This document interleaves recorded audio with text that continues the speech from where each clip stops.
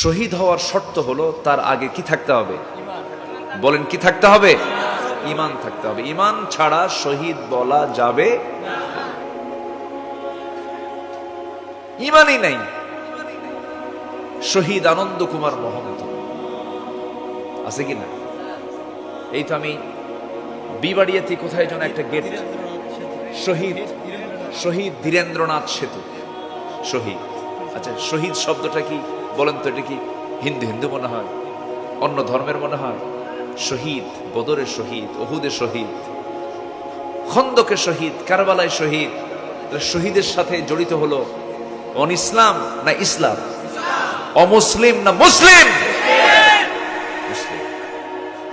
আমরা খেয়াল খুশি মতো যা পারি তাই বলি। আমার বন্ধুগণ, সেই ইসলাম দুর্বল নয়, আমার আল্লাহ দুর্বল নন। আমার আল্লাহ দুর্বল নন, তার দেওয়া বিধিবিধান যে ইসলাম দিয়েছেন সেটাও কোনো দুর্বল নয়। কিন্তু আমরা সমাজে লক্ষ্য করে দেখছি কিছু কিছু মানুষ এটাকে দুর্বল মনে করে। আজকের এই তথ্য প্রযুক্তির এই দুনিয়ায় ইসলাম চলে, ইসলাম দিয়ে কি চলে? ইসলাম দিয়ে চলে কি না দেখায় দিছে এই বর্তমান দুনিয়াতে, দেখা দেয় নাই? যদিও কিছু কিছু ক্ষেত্রে আমাদের সাথে পড়ে না। নিকটবর্তী সময়ে 56টি মুসলিম রাষ্ট্রের ভিতরে একমাত্র পারমাণবিক শক্তিধর কিছু দেখিয়ে দিয়েছে।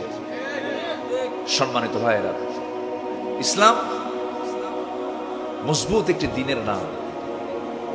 শুধুমাত্র যদি 56টি মুসলিম রাষ্ট্রের ভিতরে 5টা রাষ্ট্র যদি মুসলিম রাষ্ট্র যদি এক হতো, 5টা রাষ্ট্র যদি একটা প্ল্যাটফর্মে আসতো, বাতিল দুর্গে আগুন ধরে যেত। কিন্তু আমাদের সবচেয়ে বড় সমস্যা হলো আমরা এক না পৃথক? বলেন, আপনি একা থাকবেন একজন ব্যক্তি,